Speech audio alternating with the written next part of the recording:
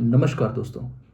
पिछले वीडियो से आगे बढ़ते हुए पिछले वीडियो में हमने देखा कि सारी समस्याओं के पीछे मैं है। आई नॉट आई, मैं ये हूँ, मैं ये नहीं हूँ। मैं को केंद्र में रखने से हम हर चीज़ को विभक्त कर देते हैं, एक्सपीरियंस को विभक्त कर देते हैं। तो मुझे एक अवस्था पसंद है, दूसरी अवस्था नहीं पसंद है, और यही संघर्ष निरंतर बना रहता है। तो जब ये चीज़ तक अगर हम पहुंच जाएं तो फिर क्या बचता है? हम देखते हैं कि हमारे दुखों का वजह ये मैं है। तो एक स्वाभाविक सी जो बात निकल कर आए वो ये आए कि अ, फिर हमें मैं को ही नष्ट करना है। और जब मैं कह रहा हूँ या अहम कह रहे हैं तो वो उसका मतलब शरीर से नहीं है, उसका मतलब शरीर को नष्ट करना नहीं है। शरीर एक प्राकृतिक वास्तविकता है। जो मनोवैज्ञानिक स्तर पर जो मैं क्रिएट होता है, जो साइकोलॉजिकल मैं है, उसकी चर्चा हो रही है।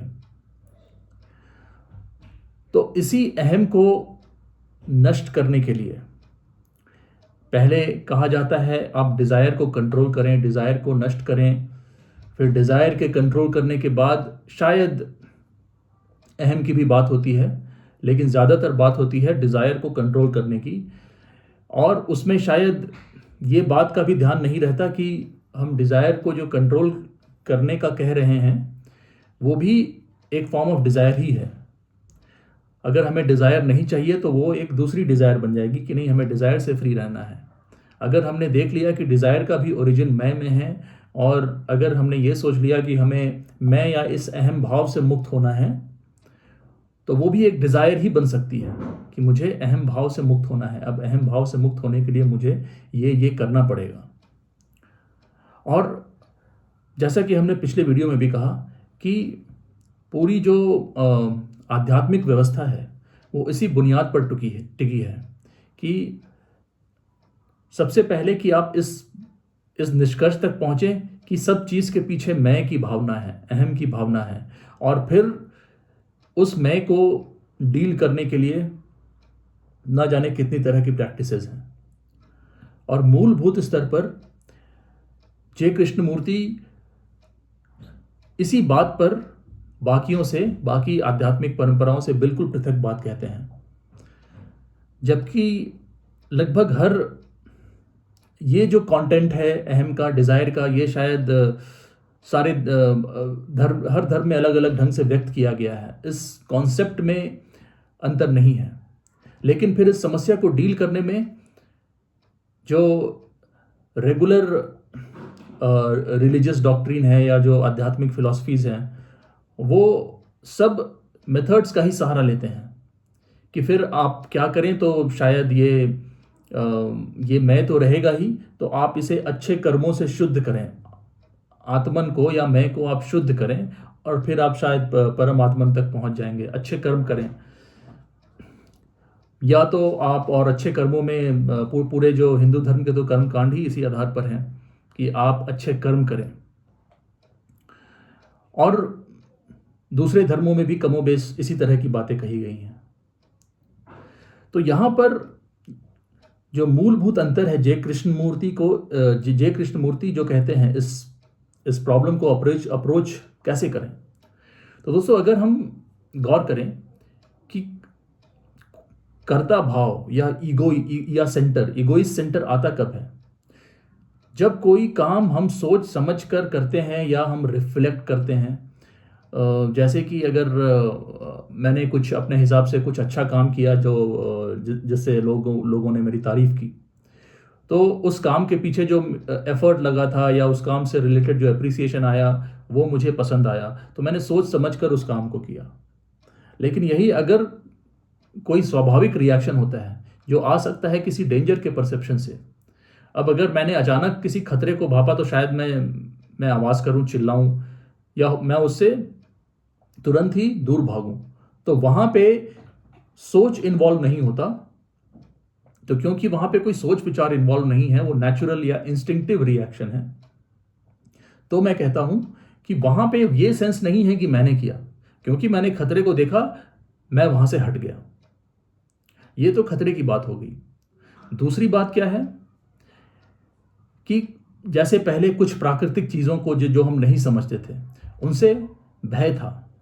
शायद जो बहुत प्राचीन मानव हो, जिसने बारिश नहीं देखी हो, उसने अगर बारिश पहली बार देखी होगी तो वो भयभीत ज़रूर हुआ होगा। और जैसे हम जब बारिश की या बहुत ज़्यादा गर्मी की या जो भी प्राकृतिक व्यवस्था है, उसको जब हम नहीं समझते थे, तो हर उस चीज़ से भय रहा होगा।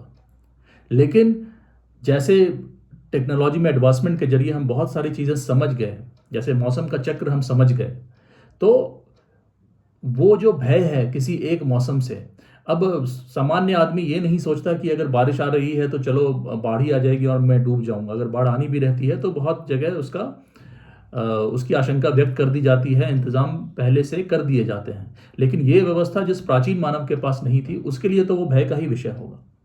तो यहाँ पे भी जो भय है, जो भय का जो भय की भय का जो ओरिजिन है, वो भी क्या है, मैं, कि कहीं मुझे खतरा ना हो जाए, तो वहां से भय आता है।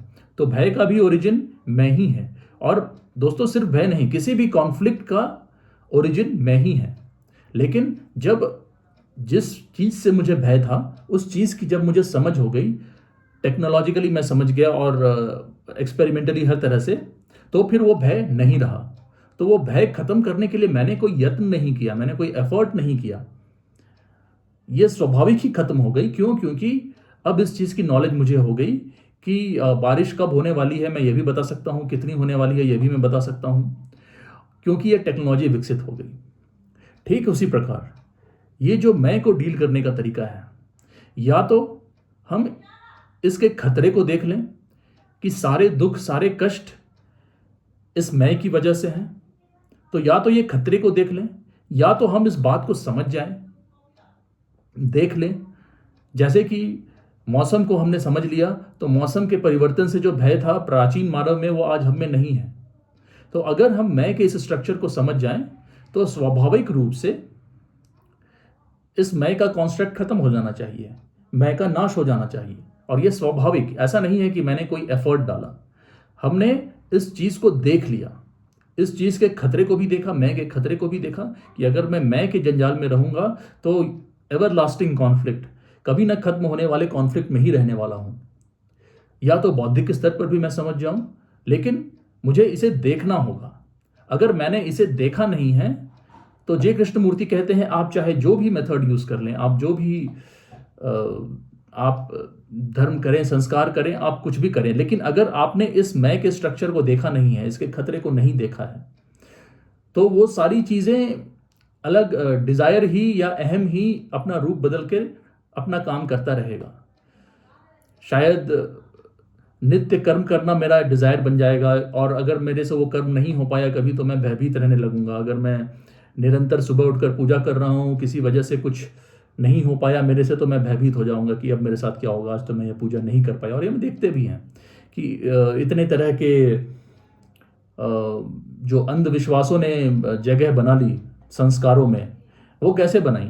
क्योंकि जो हमारे संस्कार थे या जो हमारे प्रैक्टिसेस थे, उनको उनमें अहम का हस्तक्षेप था, उनसे मुझे कुछ चाहिए था, मैं को कुछ चाहिए था। तो अब अगर वो सही प्रक्रिया से नहीं किए गए वो प्रैक्टिसेस, तो फिर भय भी आएगा। तो स्वाभाविक रूप से हम देखेंगे कि फिर रूल्स की, नियमों की एक लंबी लिस्ट बन गई किसी भी प्रैक्टिस को करने में, कि आपको ऐसे करना है, ऐसे रहना है, अगर ऐसे हो गया तो वैसे हो जाएगा। और फिर जो संस्कार थे, जो जिन्होंने शायद ये कर्म कांड बनाए, हम नहीं जानते कि उनके दिमाग में क्या था। शायद उनके दिमाग में हमारे बॉडी का शुद्धिकरण था, कि जो हमारा सिस्टम है, मानव का जो शरीर है, वो शुद्ध हो जाए, हायर एनर्जी एक्सेस के लिए प्रिपेयर हो जाए। मैं नहीं मानता कि स्पिरिचुअल प्रैक्टिसेस का ध्येय ये था कि वो आपको भयभीत कर दें, कि अगर मैं ये प्रैक्टिस नहीं कर पाया तो मेरे साथ क्या हो जाएगा। क्योंकि वो तो मिथ्या चीज है, मैं ही मिथ्या है, तो उसमें फिर भय का स्थान नहीं होना चाहिए। जरूर ही उनका मत या उनका ध्येय जो सिस्टम है और जो बॉडी है, उसका शुद्धिकरण रहा होगा। और ये हम ऑब्जर्वेशन में भी देख सकते हैं, विशेषकर जो हिंदू रीति रिवाज है या हिंदुओं में जिस ढंग से पूजा की जाती है, जिसको मैंने ज़्यादा देखा है, उसमें जो विधियां हैं, जो प्रक्रिया है, वो बहुत ही एटलीस्ट जो प्योरेस्ट फॉर्म है, जो मैंने यज्ञ या हवन होते देखे हैं, वो एनवायरनमेंट के लिए भी अच्छे हैं और एनवायरनमेंट कॉन्शियसनेस को ध्यान में रख के भी बनाए गए हैं। और वास्तविकता में अगर आप वैसी जगह बैठते हैं और जिस तरह की धूप या जिस तरह के मटेरियल का इस्तेमाल होता है वो आपको अच्छा फील कराते हैं। जो मटेरियल यूज़ होता है पूजा या हवन में वही आपको अच्छा फील कराते हैं। जो एक अगरबत्ती की स्मेल है वो स्मेल भी आपको अच्छा फील कराती है। तो आज तो खैर ये प्रैक्टिसेस बहुत इवॉल्व कर गए, लेकिन हम समझ तो सकते ही हैं कि ये हमें एक अच्छे एक्सपीरियंस में ले जाने के लिए थे, कि हम हमारा जो लेवल ऑफ एक्सपीरियंस है वो चेंज हो, जो बॉडी में हम जैसा एक्सपीरियंस कर रहे हैं वो चेंज हो। शायद उनकी मंशा ये थी, उनकी मंशा ये नहीं थी इन प्रैक्टिसेस की वो हमें निरंतर भय में रखें कि अगर मैंने ये नहीं किया तो ये हो जाएगा। तो दोस्तों इस बात का तात्पर्य ये है कि अगर हमने मैं के मैकेनिज्म को समझे बिना, मैं के खतरे को देखे बिना अगर हम किसी भी मेथड को अपनाते हैं तो वो वो अहम ही मेरे साथ खेल कर रहा होगा। और जब इस चीज को मैं देख लूं, इस चीज के खतरे को समझ लूं, तो फिर मैं देखता हूं कि मैं एक काल्पनिक अवस्था है, मैं एक साइकोलॉजिकल कंस्ट्रक्ट है, उसकी कोई वास्तविकता नहीं है। और फिर जब मैं नष्ट हो गया तो फिर क्या बचता है? जब मैं ही नहीं रहा फिर बचा क्या? फिर एक स्वाभाविक सा ब्लैंक या रिक्त स्थान या एम्प्टीनेस, नथिंगनेस, फिर तो बचता नथिंगनेस है। और उस नथिंगनेस में तो कोई समय नहीं है। ये जो मैं वाला कॉन्स्ट्रक्ट है इसमें तो समय होता है कि मैं ऐसा हूं, मुझे वैसा होना है। साइकोलॉजिकली अभी मैं बुरा हूं, मुझे अच्छा होना है। साइकोलॉजिकली अभी मैं दुख में रहता हूं, मुझे सुख की अवस्था तक पहुंचना है। और उसमें एक टाइम इन्वॉल्व है, डिस्टेंस इन्वॉल्व है, सेंस ऑफ बिकमिंग जो हम कह रहे हैं, मुझे कुछ होना है, साइकोलॉजिकली मुझे कुछ होना है, तो वहां पे टाइम इन्वॉल्व है। और यही समय तो मानव का शत्रु है। यही समय जब साइकोलॉजिकली अप्लाई किया जाए तो ये तो मानव का शत्रु है। लेकिन जब इस खतरे को देखकर और इस मैं के मैकेनिज्म को समझकर जब स्वाभाविक रूप से उसका नाश हुआ, तो फिर हम लॉजिकली देखें कि फिर क्या बचता है? फिर तो समय का भी नाश हो गया, क्योंकि फिर तो कोई सेंस ऑफ बिकमिंग है ही नहीं, कोई एक अवस्था नहीं है जहां से मुझे दूसरी अवस्था में जाना है। तो फिर वहां तो समय भी नहीं बचा। जब समय भी नहीं बचा तो कोई मूवमेंट ही नहीं है। अभी तक जो हमने समय की बात की वो समय मूवमेंट है, साइकोलॉजिकली एक स्टेट से दूसरे स्टेट तक पहुंचने की। उसमें एफर्ट है, उस एफर्ट में कॉन्फ्लिक्ट है और उस कॉन्फ्लिक्ट की वजह से सारी समस्याएं हैं। अब जब ये मैं ही नहीं रहा तो ना कोई मूवमेंट है, ना कोई साइकोलॉजिकल मूवमेंट है, ना कोई कॉन्फ्लिक्ट है और ना कोई संघर्ष है। फिर क्या बचा? तो जे कृष्णमूर्ति कहते हैं कि फिर जो बचता है, फिर जो मूवमेंट है, वो भी मूवमेंट है, लेकिन वो मूवमेंट आउटसाइड टाइम है। वो मूवमेंट समय के दायरे में नहीं है। और वो जो नथिंगनेस है, जब जो आई के स्ट्रक्चर के नाश से आ रही है, वो डायरेक्ट कांटेक्ट है सोर्स ऑफ एनर्जी से। इनफैक्ट वही सोर्स ऑफ ऑल एनर्जी है। वो जो नथिंगनेस है वही सोर्स ऑफ ऑल एनर्जी है। ये तो हम व्यक्तिगत स्तर पर भी कह रहे हैं, लेकिन ब्रह्मांड के या कॉस्मोस यूनिवर्स के ओरिजिन के बारे में भी यही कहा जाता है कि वो इवॉल्व नथिंगनेस से हुई है। जिसे हम बिग बैंग कहते हैं वो किसी मैटर में विस्फोट नहीं था, वो नथिंगनेस का एक्सपेंशन था। नथिंगनेस में विस्फोट या जो भी कहें, अचानक से कुछ नहीं था और सब कुछ निकल आया। तो अभी तक की वाइडली एक्सेप्टेड साइंटिफिक प्रिंसिपल भी यही है कि जो पूरा क्रिएशन है वो नथिंगनेस से ही आया है। और इस बात के जरिए जय कृष्णमूर्ति भी यही कन्वे करते हैं कि मैं के नाश से जो नथिंगनेस बचता है, वो नथिंगनेस में टाइम नहीं है, वो टाइमलेस है। और उस टाइमलेस मूवमेंट को, या वो timeless movement he source of all energy है। और जब उस स्टेट में मानव के रूप में हम हैं, मान ले अगर हम हैं, फिर बचता क्या है? फिर तो ये सिर्फ शरीर बचता है जो कि एक ही एनर्जी के फील्ड में एक फॉर्म है, एक आउटर लेयर है। फिर जो मेरी एनर्जी है, जो आपकी एनर्जी है, सारी एनर्जी एक ही है। ये सब कुछ नथिंगनेस है, और नथिंगनेस में ये आउटर शेल है। तो मेरा जो भी नाम है, मैं एग्जिस्ट ही नहीं करता। ये तो बस शरीर है जिसने फॉर्म लिया है एक कंटिन्यूअस फ्लो ऑफ एनर्जी में। आपके साथ भी यही चीज है, एक ही एनर्जी जिसमें अलग अलग फॉर्म्स। अब अगर हम मैं को पिक्चर से हटा दें तो सिर्फ यही बचता है, नथिंगनेस। और अगर सिर्फ नथिंगनेस बना तो क्रिएशन वहीं से होना है। यह तो अभी तक की साइंटिफिकली एक्सेप्टेड थ्योरी भी है कि नथिंगनेस ही क्रिएट करती है, नथिंगनेस से ही क्रिएशन होता है, और उसी नथिंगनेस से शायद नया ब्रेन मैटर भी क्रिएट हो। वो ब्रेन मैटर जो इस कॉस्मिक एनर्जी को सहज स्वीकार कर सके, इस कॉस्मिक एनर्जी में सहज समा सके। और वो जो ब्रेन मैटर है उसमें आई नहीं होगा, उसमें मैं, दूसरा, तीसरा, ऐसा कुछ नहीं होगा। उसमें कोई सेंस ऑफ इंडिविजुअलिटी नहीं होगी। और अगर हमें दुखों का अंत चाहिए तो वो इसी अंडरस्टैंडिंग से आ सकती है। भले ही हम कोई भी मेथड अपना लें, जब तक वो अहम के शिकंजे में है, कॉन्फ्लिक्ट का नाश नहीं हो सकता। कॉन्फ्लिक्ट का नाश तभी होगा जब हम साइकोलॉजिकल नथिंगनेस के साथ समझौता करें, साइकोलॉजिकल नथिंगनेस को अपनाएं, उसकी सत्यता को देखें, उसकी सच्चाई को देखें कि हम जो भी देख रहे हैं वो प्रकृति है, लेकिन साइकोलॉजिकली कोई मैं नहीं है। प्रकृति एनर्जी का मैनिफेस्टेशन है। हमारा शरीर, जो अलग अलग शरीर हैं, वो एनर्जी का मैनिफेस्टेशन है। एक ही एक्सपेंस ऑफ एनर्जी है जिसका एक्सप्रेशन है अलग अलग शरीर। इसमें इंडिविजुअलिटी की, मैं की कोई आवश्यकता नहीं। और इस मैं की वजह से समय का जन्म होता है, साइकोलॉजिकल टाइम का जन्म होता है। और इसीलिए शायद समय को हमने इतनी महत्ता दी, जो कि एक साइकोलॉजिकल कॉन्स्ट्रक्ट है। हमने सब कुछ मान लिया कि सब कुछ समय में होता है, समय के साथ सब कुछ बदलेगा, समय ये, समय वो, ये हमारी संस्कृति का अभिन्न हिस्सा बन गया, जो कि मैं की तरह ही एक साइकोलॉजिकल कॉन्स्ट्रक्ट है। और समय है ही इसीलिए क्योंकि मैं है, अहम है।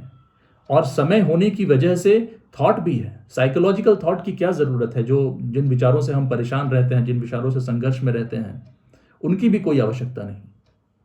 और दोस्तों, यहां पे ये बात ज़रूरी है, जो आउटवर्ड एक्शन है उसमें हम हर चीज़ का इस्तेमाल कर सकते हैं एज अ टूल। हम थॉट का इस्तेमाल करते हैं, और थॉट के इस्तेमाल से हमने कई तरह के उपकरण बनाए हैं। लेकिन यहां पे उस थॉट की बात नहीं हो रही जो एक्शन है।